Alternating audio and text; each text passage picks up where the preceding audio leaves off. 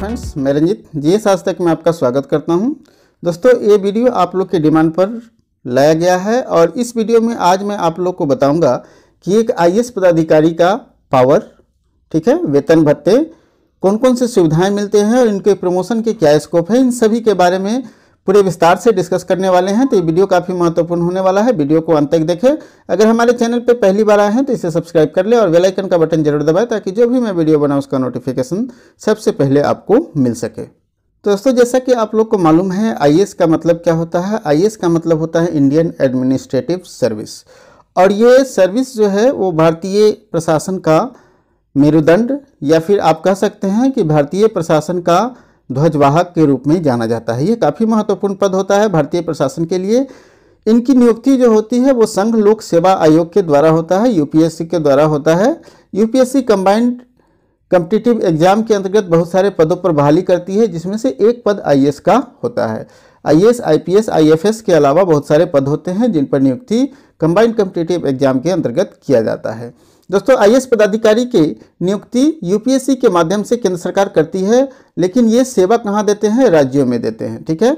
UPSC में जो इनको मार्क्स आता है, जो इनका वरीयता क्रम, पद वरीयता क्रम निर्धारित किया जाता है, उनके अनुसार इनको राज्य अलॉट किया जाता है और जो राज्य अलॉट किया जाता है उसमें ये अपना सेवा देते हैं। इनकी सेवा शर्तें भी केंद्र सरकार के द्वारा ही निर्धारित किया जाता है, ठीक है। सेवा शर्तें भी सब केंद्र सरकार निर्धारित करती है।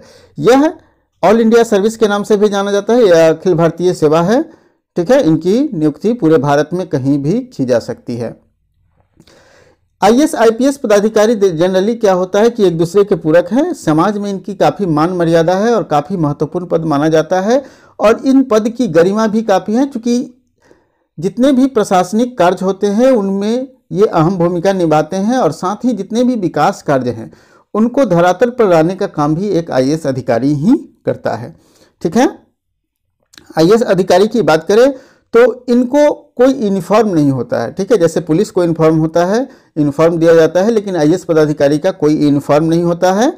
और आईएएस बनना सभी उम्मीदवारों का, जो यूपीएससी की तैयारी करता है, उनका सबसे पहला प्रायोरिटी भी आईएएस पदाधिकारी होता है। बहुत लोग ऐसे हैं जो पुलिस सेवा भी चुनते हैं, लेकिन आईएएस पदाधिकारी बनना उनकी सबसे पहली प्रायोरिटी होती है, क्योंकि आईएएस पदाधिकारी एक ऐसा पदाधिकारी होता है जो डायरेक्ट पब्लिक से जुड़कर विकास कार्यों को करता है, और साथ साथ जो उनको निर्धारित किया जाता है क्षेत्र, उसमें अपना अहम योगदान देता है, ठीक है। तो आईएएस पदाधिकारी का जो पद होता है वो ऑल इंडिया सर्विस के नाम से जाना जाता है। इनकी कंट्रोलिंग अथॉरिटी जो होता है वो मिनिस्टर ऑफ पर्सनल, मतलब कार्मिक प्रशासन होता है, ठीक है।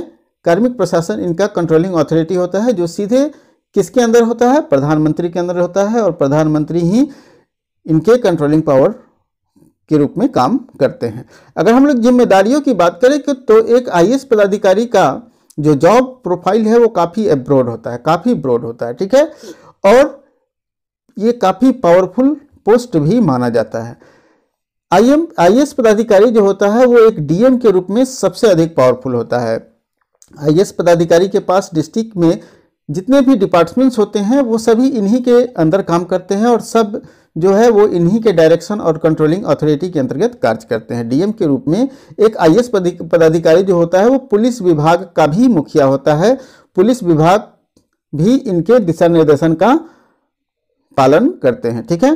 डिस्ट्रिक्ट की पुलिस व्यवस्था भी पूरे रूप से डीएम के पास ही होती है, और अगर किसी भी पुलिस पदाधिकारी का ट्रांसफ़र करना हो कहीं भी तो डेफिनेट रूप से एसएसपी जो होते हैं या एसपी जो होते हैं उनको डीएम साहब से अनुमति लेना पड़ता है, डीएम साहब को इन्फॉर्म करना पड़ता है।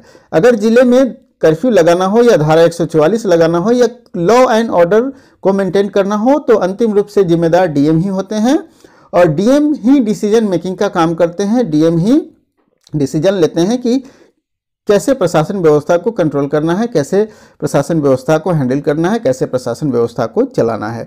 अगर कहीं कोई भीड़ का गैदरिंग हो गया हो तो वहाँ भी डीएम साहब का काफ़ी महत्वपूर्ण रोल हो जाता है, और अगर फायरिंग का नौबत आता है तो उसका भी ऑर्डर जो है वो डीएम ही देते हैं एक आईएएस पदाधिकारी के रूप में।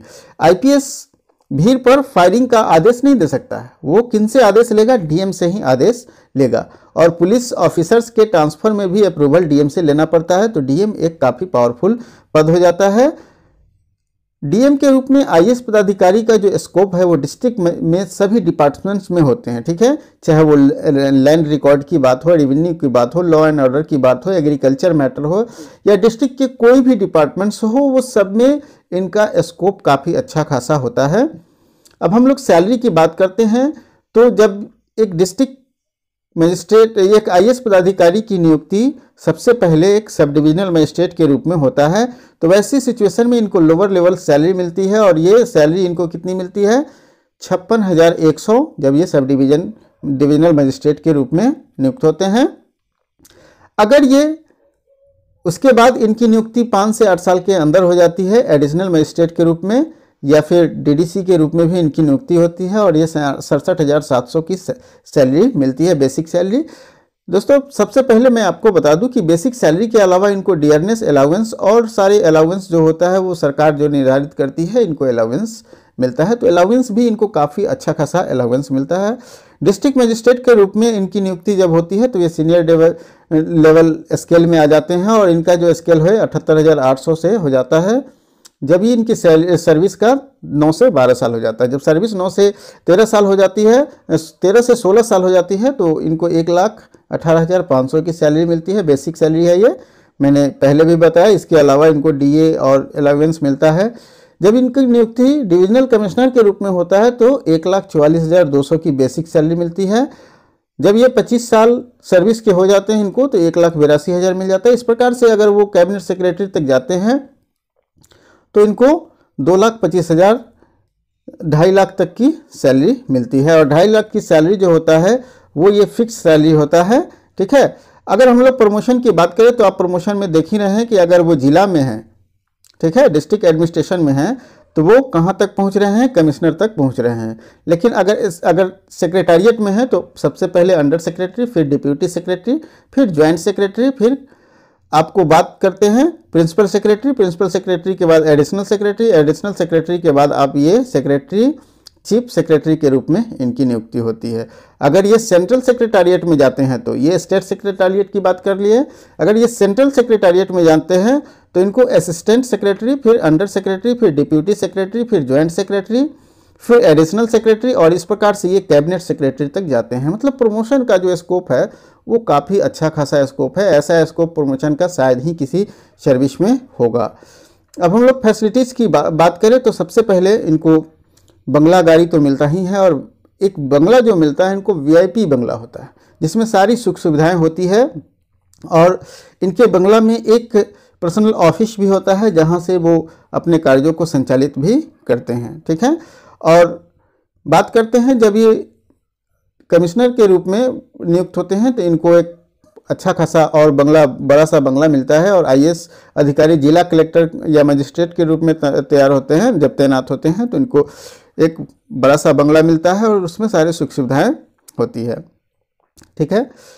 अब हम लोग बात कर लेते हैं गाड़ी की। तो इनको जो गाड़ी निर्धारित किया गया है वो निर्धारित किया गया है कि कम से कम एक, ठीक है, और मैक्सिमम 3 गाड़ियां इनको मिलती है ड्राइवर के साथ, ठीक है। 1 से 3 गाड़ियां इनको ड्राइवर के साथ मिलती है। और सभी कारों के ऊपर उनको ब्लू लाइट लगाया जाता है। पहले रेड लाइट लगाया जाता था, लेकिन अब ब्लू लाइट कर दिया गया है। अब इनको ब्लू लाइट लगाया जाता है।